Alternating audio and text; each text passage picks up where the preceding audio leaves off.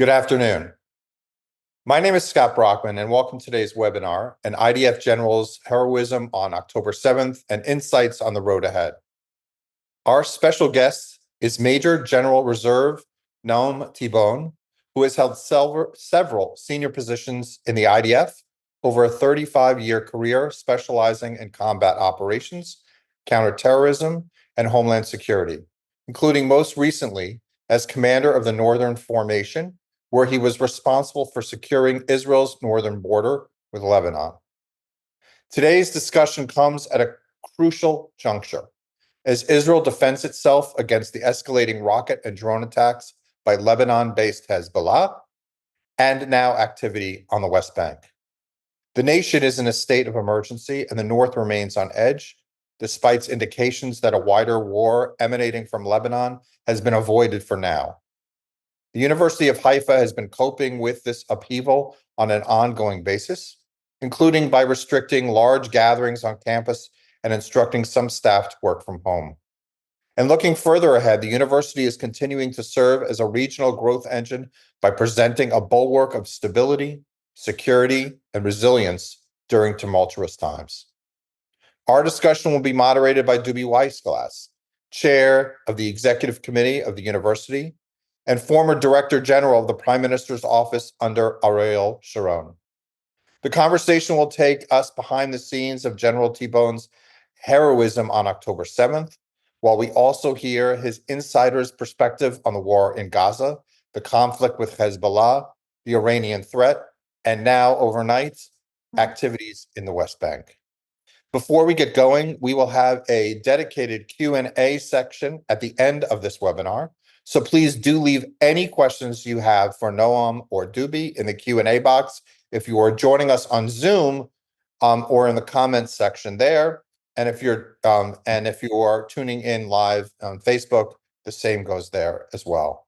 And finally, for those of you who are looking to give back to the University of Haifa at this time, you can do so at asuh.org/donate. You will also find this link included in the comments sections and on a QR code on the top right of your screen. And without further ado, I am delighted to hand you over to Dubi.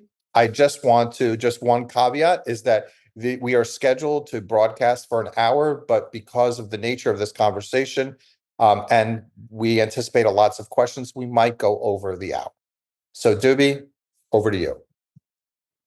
Thank you very much. Thank you all, dear friends. I'm privileged today to introduce Major General Noam Tibon, whom I know many years, one of the most distinguished commanders of the IDF, with eventful military career and somebody who served in the major command position of the IDF. We'll discuss today this very unfortunate events and realities we are in. So, Noam, thank you very much for being with us. As you all know, or maybe should know, that Noam also is a graduate of Haifa University, which I'm sure was a significant factor in this rapid development of his military career.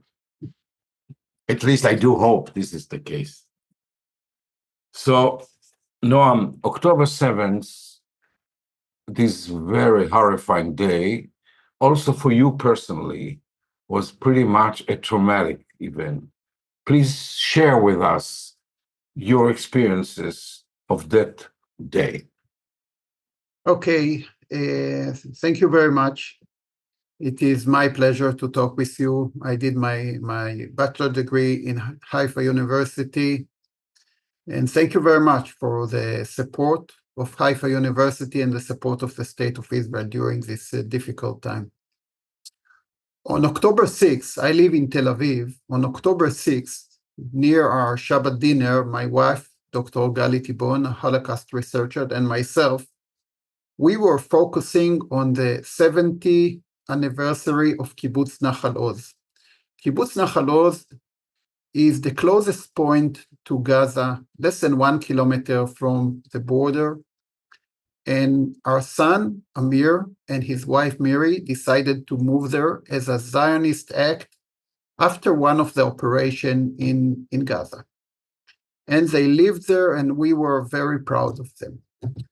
Now, on the 70th anniversary, our granddaughter, Galia, 3.5 years old, was supposed to dance in front of the whole kibbutz.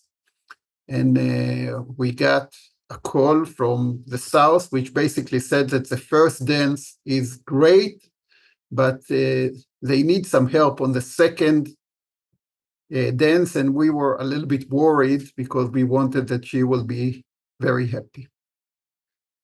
I don't know why on Saturday morning, we woke up very early in the morning, and we live in Tel Aviv, so we went to walk and swim in the Mediterranean Sea. 6:30 in the morning, while we were in the middle of the sea, we heard the sirens. And basically, like many other Israelis, we look at each other. My wife asked me, "No, what do you say?" And I said, "We are in the middle of the sea. What can happen to us?" And we continue to swim. 7:15 in the morning, we entered our Jeep. I opened my cellular phone, and I saw a WhatsApp text from my son Amir, which basically said, "Dad, there are terrorists around our house in Kibbutz Nahal Oz." Now, my whole story is about decisions and values. And I will try to highlight every time on this some kind of a junction. So immediately I called Amir. At that time, I can speak with him. And I told him, "Amir, lock the house, lock every window, every door, enter the safe room, lock the door from the inside, be quiet. I'm sending the military." And we are speeding home, and I'm trying to call. I retired 9 years ago, but I still have connection. So I'm calling the Chief of Staff, Herzl Levi, the Southern Commander, Yaron, and the Division Commander, Avi. I was their commander in the past. And basically, I wrote them, there are terrorists inside Nahal Oz. 7:22 in the morning, the only one who replied to me was the Chief of Staff. We said, "We know." And we are coming home it's about 10 minutes later. And, someone like me who served so many years in the military, supposed to trust the military on such an issue. I was not aware how big is the attack. But something in my heart told me, "Noam, you have to go there." So immediately I changed. I took my pistol. Because I was under so much pressure, I didn't even think about, I have an old pair of uniform with ranks, but I didn't wear them. And then my wife told me, "Noam, let me drive for you because you will need both hands to call people and maybe to use a pistol."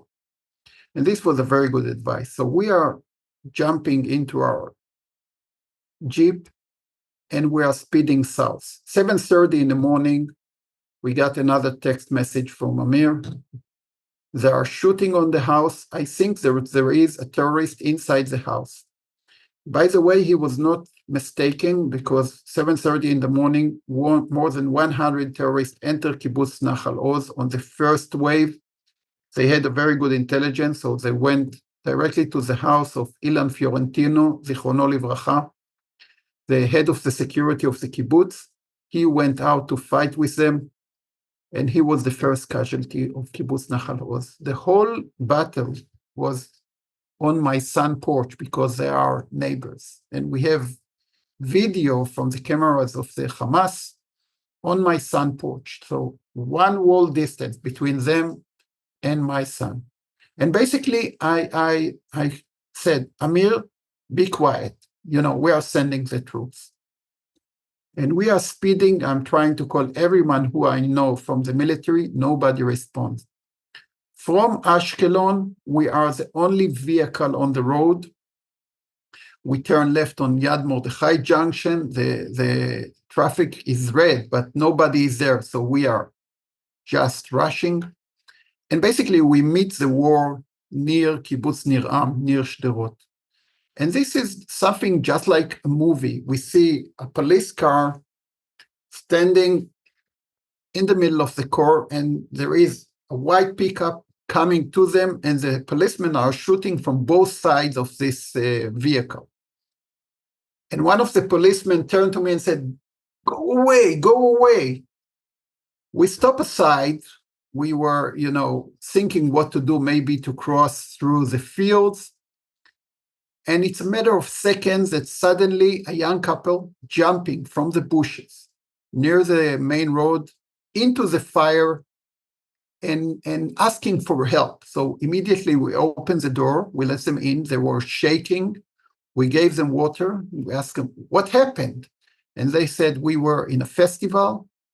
Suddenly terrorists came, they slaughtered everybody. We don't know how we escaped. So this was, Now here is decisions that you have to take in seconds according to your values. And immediately we understood that we cannot leave them there because they will not survive. And we decided, we didn't even talk, my wife and I. We did a U-turn and we took them all the way back to Ashkelon, where we saw a police car. We left them near the police car and basically saved their life. And then we are deciding to go on a different way. It's a 232 road to Sderot. The connection with our son Amir is becoming very bad because the electricity fell in Kibbutz Nahal Oz and the cellular network fell, so we hardly can hear from him. I talked with some other kibbutz members and I got a picture that there are a lot of terrorists all over. And then near Kibbutz Baruch we are facing a police checkpoint. We stop there. I'm getting down. I show them my general ID and I said, please let me go. My son has terrorists inside their house in Kibbutz Nahal Oz. And they say, no way. It's a war zone. And I'm begging and my wife is crying, but they say, no way. We have to admit on that day that the big plan of the Hamas was to send all those pickups to all the major cities in Israel, Tel Aviv, Jerusalem, Ashkelon, and to slaughter people all over Israel. On that day, nothing worked in the military plans, but the police plan to put checkpoints and around in terror attack area worked, and basically those brave policemen saved the state of Israel. We lost 61 brave policemen, but for me, it didn't work. And then suddenly, one of the policemen said something which basically rang my bell and changed my whole understanding. He said, Noam, don't worry. The military is taking care of the situation. And I was in the region almost 2 hours. I didn't meet even one soldier. Everyone who I called did not respond. I met those guys from the Nova Festival. I understood that I'm on my own. So we switch gears, we bypass this police checkpoint through the fields. Near Sderot, we are facing another police checkpoint, and we understood if they will stop us, we will not go to Nahal Oz. So we just rush through the police checkpoint.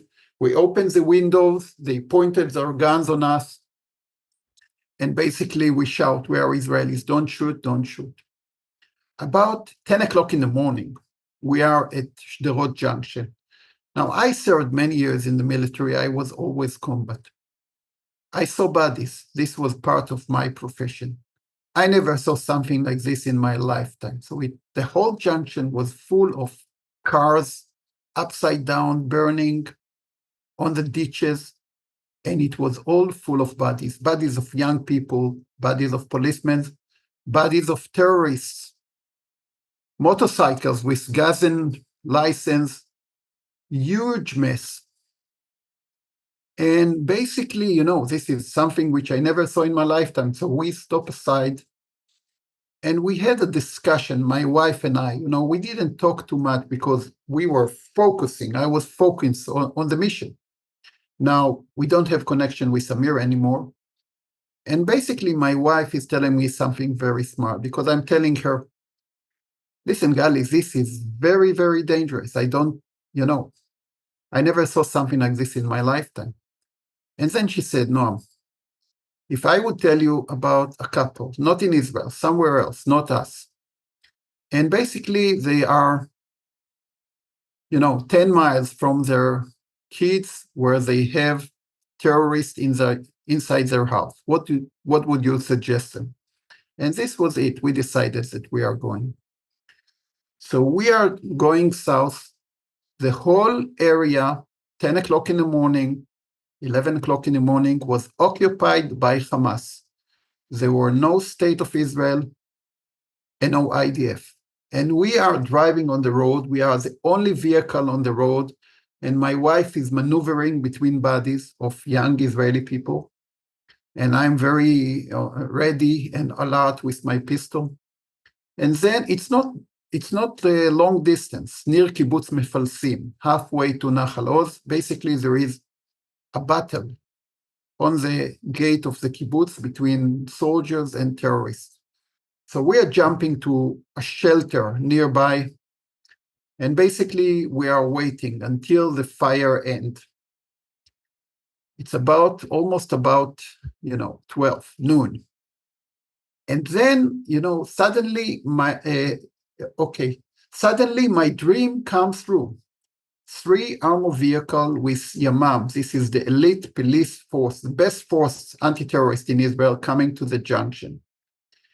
And I'm going to them and I'm begging again. I said, the battle here is end. Come with me to Kibbutz Nahal Oz.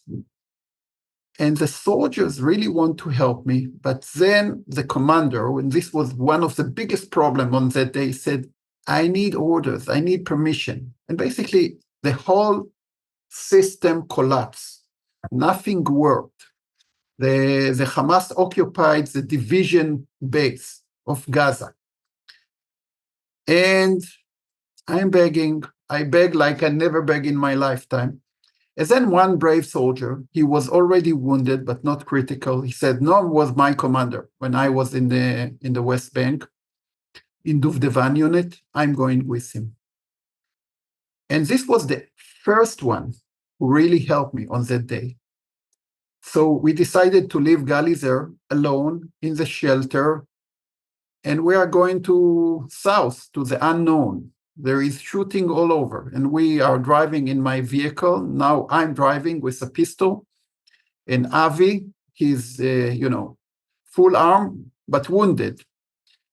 And we are going south near Sad Circle.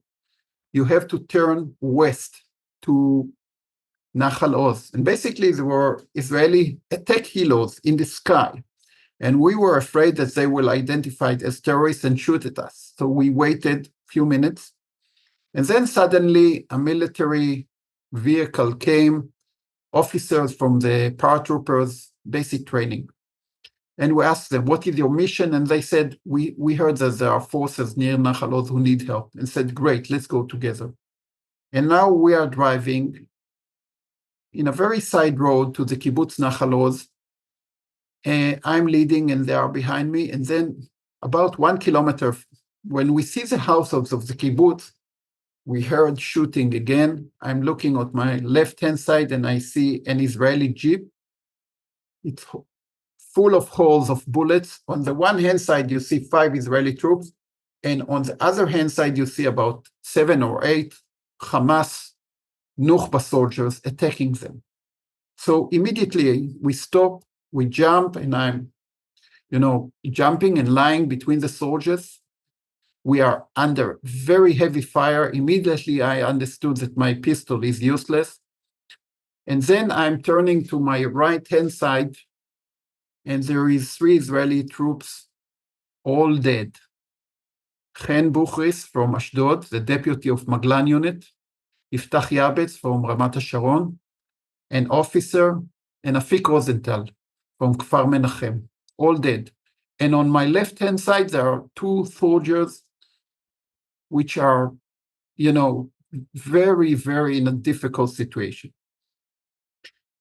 And, at that moment, basically, you become a soldier again. So I'm taking from one of the bodies. Later, I understood it was Chen Buchis. his M16 and his helmet. Now I'm one of the soldiers. I see two terrorists coming from my side. I killed the first one. I hit the second one. I think he was only wounded. And then it was quiet. The road to Nahal Oz was open, and I see the houses. And then one of the officers who came with me from the paratrooper, Yedidia Srur from Jerusalem, basically shout, "I'm wounded, I'm wounded." So we went to check him. We killed about 7 or 8 terrorists there. And he's bleeding from his belly. He got a bullet in his belly, and he's bleeding badly. And immediately I understood that, if we will leave him there, he's going to die. And the soldiers asking me said, "Can you evacuate him in your vehicle?" Now, this is a huge dilemma. I'm so close to my son. For a few hours, I don't hear from him. But now my values, again, I'm not leaving wounded people. I'm not going to let this guy die. He was fighting with me. So I said, okay, throw them on my Jeep. And basically I took those 3 to Maglan and Yedidia. Now, on the first vehicle of Maglan, there were 5 people, 3 dead, 2 wounded. So you understand how much effective was this ambush by Hamas. And now I'm speeding again. I'm alone on the road. And I'm coming again to Mfalsim near this shelter, and I'm shouting to my wife, "Gali, Gali," and she's getting out. And I said, "Gali, can you take them to the hospital?" And she said, "Of course, but you go back to Nahal Oz." And I said, "Okay." And she said, she's pointed another vehicle and said, "Israel, go there. Israel will take you." Gali took the wounded. Later on, we visited this Yedidia in the hospital. His wife got birth. He became a father. And basically, they talk about what happened in the vehicle. He asked her, "How much time to Ashkelon?" And she said, "Half an hour." And said, "I will not make it," because he was bleeding. And then she saw an ambulance on the way near Sderot. She rushed to the ambulance, and basically, they took him and saved his life. Now, I'm going to this vehicle, and I open the door, and here is a very good friend, General retired Israel Ziv. He was my commander in the military. I know him very well. And now we are talking about friendship. And I said, "Israel, please take me to Nahal Oz." And he said 2 words, "Jump on." And I said, "Israel, it's very dangerous. It's all full of ambushes. I just coming from, we lost 3 soldiers. No hesitation. Jump on." This is something, which I will remember all my life. He was willing to risk his life for me. And now we are going again. Again, we are the only vehicle on the road. We meet the soldiers. They kill another terrorist. And 1:15 p.m., we are on the gate of Kibbutz Nahal Oz, and we are the first military force who came there. The whole system collapsed, and we were the first one. On the right-hand side, the military post of Nahal Oz was burning. We lost 61 soldiers on that post. Among them, there were female soldiers who monitor the border that was burned and killed, and some of them are still in the hand of the Hamas, and we need to bring them back. And then 5-10 minutes later, a few forces came, and we basically split. Israel said goodbye. The paratroopers go to the post, and I'm going with Maglan unit and Sayeret Givati to the kibbutz. We decided not to enter from the first gate, but from a side gate. We meet 2 civilians who were fighting all over until we arrived. Kibbutz Nahal Oz basically lost 15 people, and 7 were kidnapped. Immediately, I talked with them. They know me, and I understood the situation. I was not the commander. I was, let's say, mentor. So I try to give them my experience. And I said, listen, everyone that is outside the houses is a terrorist, kill him. But inside the houses, there are live people. Don't shoot unless it's necessary. And I'm joining those very young soldiers of Maglan unit. We are moving from house to house to house to house. And around 4 p.m. I saw my son's house. And basically, the door was locked. And this gave me a lot of hope because until then, every house that the door was locked, live people. And every house that the door was shut, the door was open, basically the missing or dead people. So we still took it on the right way. And after 4, it was the great moment of my life. I'm coming to my son's house. I go directly to the safe room, to the armor window. I knock on the window and said, Amir, the Abba, Dad is here. And then there was quiet, and then I heard my oldest granddaughter, Galia, which basically said, Sababa, Grandpa is here. And this was a great moment. They were 10 hours in the dark with 2 toddlers, 3.5 and 1.5, that need to be quiet. Around the house, there were 2 Israelis killed, 1 of the kibbutz and 1 soldier, and 5 terrorists. And there are, more than 50 bullets in the house, RPG. So this was a hell of a battle. I said, Amir, open the door. I get inside, and but we were still in the middle of the battle. I told Maglan unit, this is your headquarters. Get in and out from here. And those brave soldiers continue to clean the kibbutz.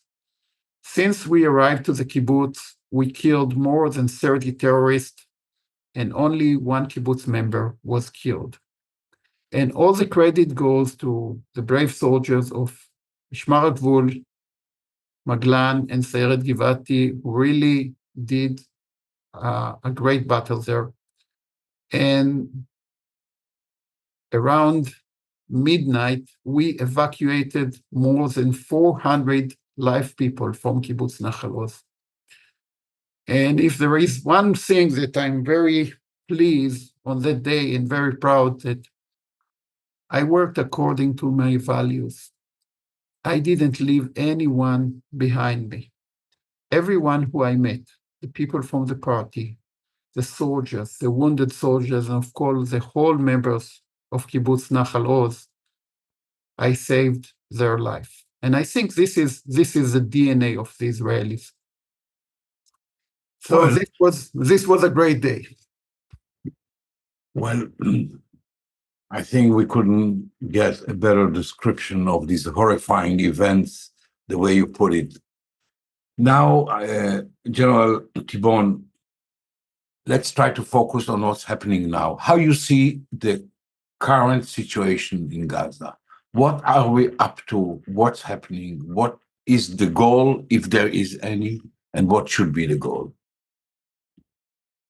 I think that right now, of almost 1 year after, and I have to admit, on October 8th, I said that everybody that was in charge of this failure, this is the day that we lost more Jews in one day since the Holocaust, that everybody that was in charge of this failure, of this slaughter, all the leadership of the IDF, include the chief of staff, all the leadership of the Shabak, of the intelligence, and of course, the whole government of Israel, especially Benjamin Netanyahu. Everybody that's in charge and responsible need to take responsibility and go away. And one of the biggest problems that right now, almost 10 months after, all of them are still on their chairs, which is a huge mistake in my eyes, and it's damaging the way Israel is dealing with this war. I can admit that the IDF did something extraordinary. After this big failure, we enter Gaza, and this is a very tough battle because today, in this very crowded area, you basically fight in 3 dimensions. The sky, because we have everything coming from above, the street level, and all the tunnels, which is all over Gaza. And this is, the first time in my experience that Israeli forces, I think forces all over the world are doing maneuvering on tunnels, which is very dangerous. I think we crash the Hamas as a military force. But now we are facing guerrilla warfare and terror. So at the end of the day, and I'm talking about a lot, I think right now, the most important thing, the number one goal of the war is to bring back the hostages. We believe that there are almost half, something like 50 from 108 are still alive. As I told you before, this is my DNA. And I think this is the DNA of all the Israelis. We cannot leave wounded behind us. Unfortunately, Benjamin Netanyahu makes these hostages as a political issue. And because his government is relying on the most extreme parties in the Israeli society, Ben Gvir and Smotrich, he is running this as a political issue, not as a moral issue.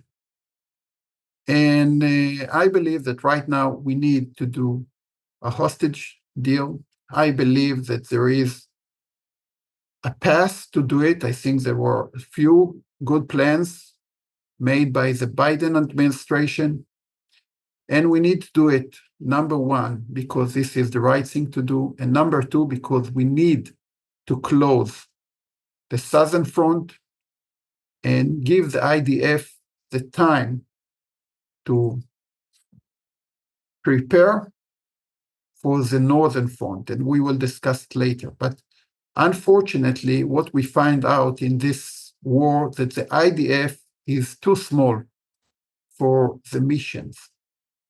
And we cannot fight in 2 fronts simultaneously. And that's why we need right now to focus on the biggest problem, the north.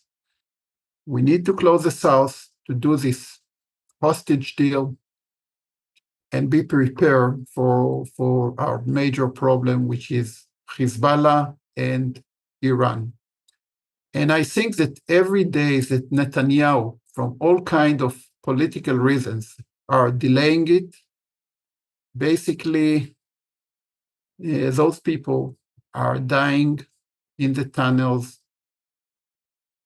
which is something which, if we will not do it, this will be a black spot on the state of Israel for centuries. And that's why I believe this is the right path forward. So thank you. So to sum up this issue, the main debate amongst the Israelis and the position taken by Netanyahu is that an hostages deal will involve a pause. To suspend the military efforts for so many weeks, and also a withdrawal from the Rafah border, etc.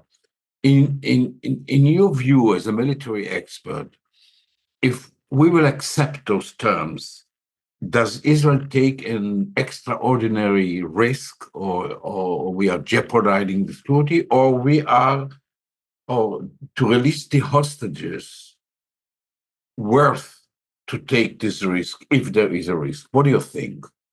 This is a very good question. And frankly, I was on the second week of the war, before the Israelis started the maneuver in Gaza. I was the one who shouted, let's start from the Rafah border and let's cut this oxygen from Sinai to the Hamas. Unfortunately, we did it just the opposite. We started from the north, Gaza, Khan Yunis, and it took us too long. Israel need to fight short wars, and now we are in some kind of attrition war. And I think the whole excuse of Netanyahu of this border, which we call Philadelphia Road in the Israeli terms, and Netzarim Road, is basically a huge mistake, because what we need right now is freedom of action in Gaza. So whenever you see something, you can come, fight, kill, clean, get out. We have a terrible experience from Lebanon, and I grew up in Lebanon. When you start to build all kind of military posts and roads, you start to suffer from side bombs and booby traps and whatever, and RPGs. And only in the last weekend, we lost 5 soldiers to booby traps and RPGs. So we don't have to do all the mistakes that we did in the past in Lebanon. And this is why the whole excuse by Netanyahu that those 2 roads, the border with Rafah, which called Philadelphia, and the road which basically divide Gaza to north and south, which called Netzarim, in my eyes, it's an excuse. It's not real, and militarily, it's a big mistake. Thank you. Well, okay, let's move now to the other front, to the northern front. It's a common understanding that Hezbollah is posing, I think, between 150,000 different kinds of rockets and missiles and other weaponry towards Israel, and they are capable practically to hit every target within Israel. Part of the weaponry is what is known as a precise weaponry. Part of it is known as a statistic threat. I mean, it's not a smart weaponry. So far, the strategy of Israel vis-a-vis the northern threat is a very defensive. I mean, they hit us, we retaliate, trying to do it on a very sort of low scale, not to intrigue, not to provocate, and it goes on and on and on. And as a result, as we all know, the northern part of the Galil, which everybody knows is the most beautiful part of Israel, practically was abandoned. For the first time since our war of independence, that a large chunk of territory in the northern part of Israel was abandoned. 150,000 Israelis are away from home. They became refugees in their own country. How do you see the northern front? Do you agree with what is presently done? Do you think it should be handled differently, or should be handled differently future-wise? I totally agree. What happened in the north is another huge failure of the Israeli government and, frankly, of the IDF. It never happened before that we are doing an attrition war on the back of our citizens. It never happened before that we evacuated so many kibbutzim, moshavim, Kiryat Shmona. Unbelievable. And it's all empty right now and burning. And they are destroying the houses. And basically, we are doing this attrition war on their back because we cannot fight simultaneously. And that's why I'm urging to do something different. And again, the solution for the North is basically in the South.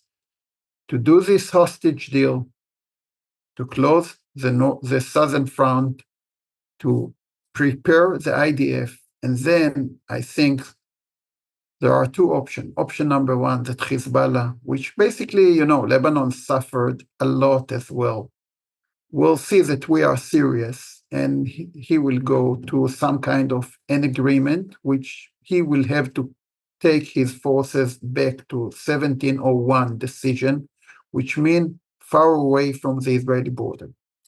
Or we will have to have a war with Lebanon, and we will have, just like in Gaza, we will have to enter, boots on the ground, and clean the whole southern Lebanon.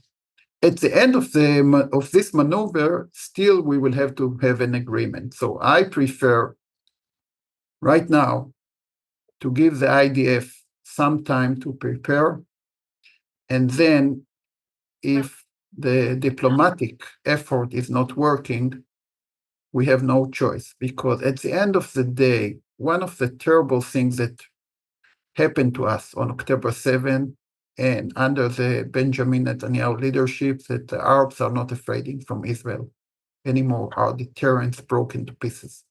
And that's why everybody is trying to attack us. And, Dubi worked many years with Ariel Sharon, which I believe was one of the great military leaders and great of prime minister. He would never agree that something like this happened. And I'm the same. I think that we are doing huge mistake. And that's why we need to close in the south and get ready for a battle in the north, which I believe will include Iran as well. And that's why we will need to build a coalition, because Iran is a big story. And I guess the next question will be about Iran, so we can move forward. But yes, but just we before have to bring them back home. Just if you are willing to clarify. So I understand that, first of all, what's your opinion about the military capability to fight effectively on two fronts, which is also part of the debate of Israel. People who hold the same opinion as you, that the Gaza affair should firstly ended and then to focus on the north, among other things, believe that the military, as you rightly said before, is too small. The military will not successfully can operate on those two edges, on the north and south. Do you support this opinion? I think that, I'm calling for a formal committee to investigate what happened to us on October 7, led by a Supreme Court judge. This is something which is needed because there are so many conceptions that hurt us. One of the conceptions was a conception led by Benjamin Netanyahu and Yossi Cohen, the head of the Mossad, to bring money from Qatar and to buy quiet from the Hamas. And basically this money, billions of dollars who came every month to Israel, build Hamas from a terror organization to a monster. Another conception that was that we can have a smart, small army. And this was a huge mistake. And we need at least 3 more divisions. Another conception was that, you can guard the border with electronics, not with soldiers. And another conception led by Smotrich, that the Hamas is an asset. So there are so many bad things that happened to us in the last, 10, 15 years.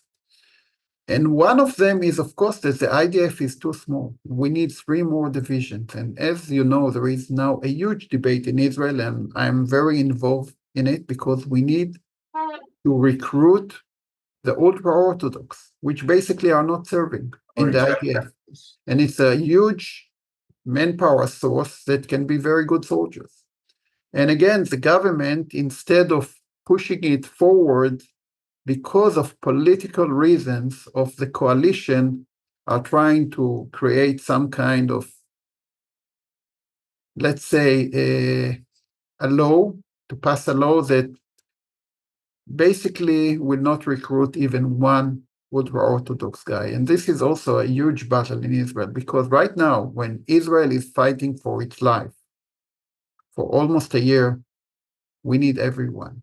We need everyone, and it's not only an issue of values, it's real necessary need of the IDF for 3 more divisions. So now, with your permission, let's move to the cause of the causes. I mean, to the real ultimate evil, which is behind this ring of animosity and hatred and violence, which is Iran. And when we talk about Iran, let's split the issue into two categories. One, Iran as the operator of all those proxies around us, like Hamas, like Hezbollah. And the second issue, which is just partially related or maybe not related at all, is Iran nuclear capabilities, which is not now on the table, or it's very much on the table, but it's not part of the current confrontation, thanks God. So let's talk about the first Iranian threat, which is, as I said, the ring, the way we are surrounded by their agents. What do you think? What should be Israel's security's concept vis-a-vis the Iranian, let's call it the first threat, the conventional threat? Yeah, basically, Iran worked very hard to build this circle of fire around Israel. And, Israel has now fighting in 7 different fronts. Hamas and the Houthis from Yemen and Hezbollah and Syria and Iraq and even Iran for the first time shoot missiles to Israel. And also the West Bank. And West Bank, of course. So this is, something which you have to take very seriously. At the end of the day, I think the right way to fight Iran is with a coalition, because Iran is a threat of the world. And Iran is threatening Europe and threatening the US and everybody. And unfortunately, right now, we are going, when you see the Ukraine war and the war here, it go back again to maybe to the Cold War, because Iran has special relationship with Putin. And I think that part of the plan that is on the table by the Biden administration is really to build a coalition led by the US, NATO, Israel, the moderate countries, Egypt, Jordan, Saudi Arabia, and the Gulf countries against Iran. And at the end of the day, we need to do 2 things. Number one, to prevent nuclear power in the hands of Iran. Number 2, Iran is very vulnerable because of their economics. And there is a huge battle inside Iran between the young people who want freedom, Facebook, McDonald's, to be part of the world, and the regime, which is extremely religious and crazy. And what we need to do is basically that they will understand that if they will move forward on their plan to destroy Israel, Iran will be destroyed. And, this is battle that, we have to be ready for it. And I think that the right way to do it is not Israel alone, because it's too far, is with a coalition. And the main problem that the Netanyahu government is not doing even one strategic discussion in the government since the beginning of the war, mainly because of political reasons. And that's why we need to replace this government as soon as possible, because the issues on the table are too serious for the state of Israel. And with this bad leadership, we are doing a lot of mistakes. General Tibon, I think we will conclude this dialogue. My last question is the following. Some Israelis believe that in the basis of the most fundamental issue we are tackling with is our relationship with the Palestinian, or whether Israel will or will not agree to the foundation of Palestinian state. There is a school of thought that a foundation of Palestine, or the 2-state solution, may bring about a comprehensive peace with the entire Arabic world, which will facilitate the formation of a coalition of this kind, it will become much more doable, and that will remove the Syrian from the list of our enemies, the Lebanese, and maybe even will affect the Iranian hostility. On the other hand, there is a school of thought in Israel that an independent Palestinian state poses such a threat to Israel that this is actually, I would say, the ultimate danger for us. And the cost, namely the absence of relationship with many Arabic countries around us, the difficulties in formation of coalition, etc., what you have mentioned, it's a terrible but necessary or price not to agree to a Palestinian state. What do you think about it? In this conflict? Basically, after October 7, I basically understood what I think many Israelis feel, that we are still in our independence war. And, we have so many huge achievements. We have beautiful cities. I live in Tel Aviv. This is one of the great cities in the world. We have great economy. We are a high-tech empire. Everything, but still we are in our independence war, and we are still fighting over our existence here. And yes, we have to solve somehow the Palestinian issue, because this is going on since we arrived to Israel.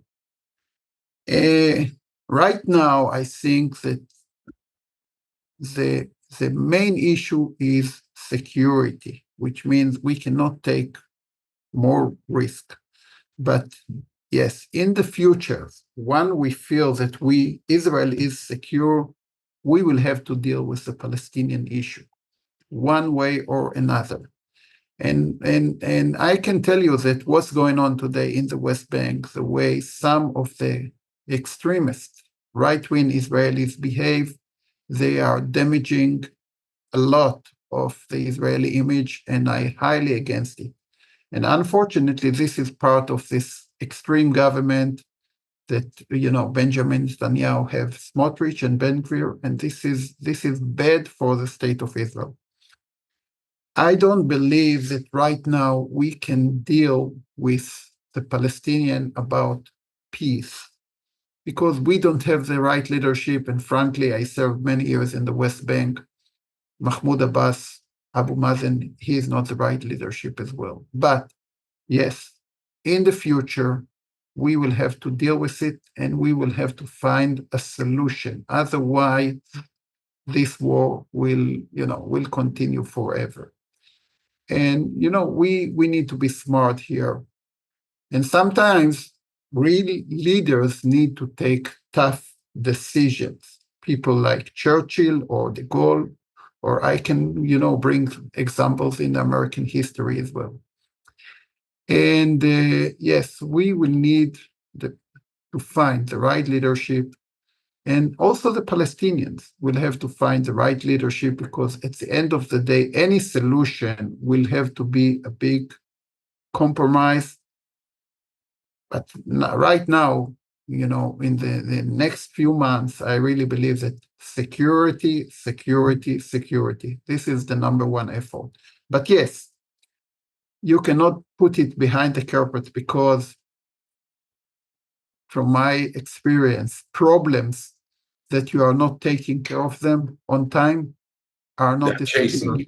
Yeah, they are become more and more big and more dangerous. And that's why the Palestinian issue is something which is on the table, and we will have to deal with it and find solutions. Noam Tibon, thank you very much. And allow me to take this opportunity on behalf of everybody and on behalf of our audience to thank you, for your long, eventful military career for so many years, and yet for this manifestation of bravery and courage on October 7th that we are all very, very proud of. So thank you very much, and thank you for this My pleasure. It's really my pleasure. Enlightening lecture we had. And now I believe I will hand you over to Scott for some questions that we shall take from our audience. So we will go over a couple minutes with answers to these questions, but we have two questions that are most poignant from people watching. So the first question is, with escalating tensions also occurring in the West Bank, are we set to see this also become another proxy war against Iran?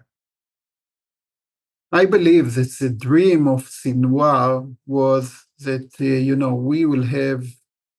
Israel will have to fight all fronts simultaneously.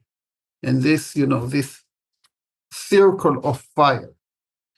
And right now, what we are doing in the West Bank, and there is an operation right now in Jenin and in Tulkarem. I know those areas very well. The main idea is to destroy and clean those Hamas infrastructure, mainly about explosives, in a way that this will not become a major front.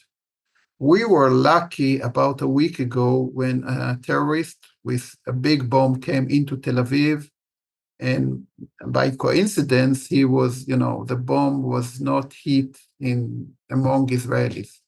But all this, we don't want to go back to this area where every Friday or Sunday we had bombs in buses, etc. And that's why right now we have the IDF main mission is to keep the West Bank on a level that it will not blow up. But the other hand, the IDF need to be very careful, and I believe that the IDF, and unfortunately we have huge problem right now with the Israeli police under Ben Gvir. They need to take care of those extremists from the right wing, which are basically trying to light the fire. And Israel need to be very determined to fight them because in many ways they are doing terror attacks in the West Bank against innocent Palestinians, which is not good for our security, and it's not good for our image in the world as well. But yes, we have to be very determined that the West Bank will be at a level that it will not become a new front.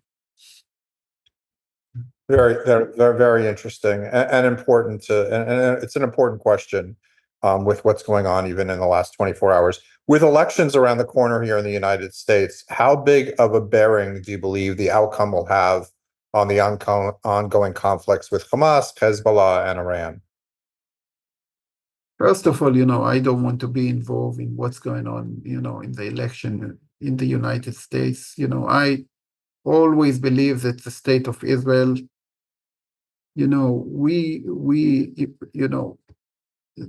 the relationship with the United States is strategic for the state of Israel. It's one of the fundamental of our national security, which is strong military, strong economy, strong democracy, and special relationship with the United States. And unfortunately, if you look at it, the Benjamin Netanyahu government is attacking each one of them. And I strongly believe, and I spent many years in America. I was lucky. I was a student at the Marine Corps Command and Staff College. I was a student at Harvard University. So I know that the support of the state of Israel in the United States is strong. And I think the special relationship with American Jewry, I don't know how to tell you how much it is important, your support. And we need to keep very good relationship with all parties in the United States and to get their support. So, this is fundamental for us. Thank you very much. And I think we've reached the end. And I would just like to thank our listeners and our viewers for tuning in today's webinar. And of course, thank you to our esteemed guests, Dubi and Noam, for this really timely and important discussion. We apologize for any questions we weren't able to get to on this webinar, but if you have any further queries following this webinar about Israel's security, about the University of Haifa, please send them to info@asuh.org. And thank you once again for your participation and your support. And we hope to see you again on at the next ASU webinar. So to conclude, I wish us all peace and quiet, and the return of all of the hostages, and for us to really put forward our collective wisdom in helping secure peace and security for the state of Israel. Last word. First of all, thank you very, very much for your support of Haifa University and your support of the state of Israel. This war will end, and then we will have to rebuild Israel, and we will need a lot of help from American Jewry, because we need to fix our military, we need to fix our society, we need to fix our democracy. But right now, your help and your support is crucial for the state of Israel. So thank you very much. So thank you to our audience. Thank you, Scott and James, and most of all, thank you very much, Noam. And רק בשורות טובות. Amen. Amen. Yeah.